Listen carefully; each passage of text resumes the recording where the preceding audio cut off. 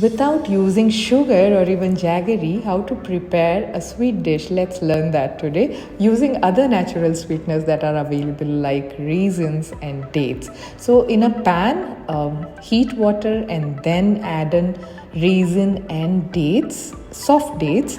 Allow it to rest for a while and then blend it smooth.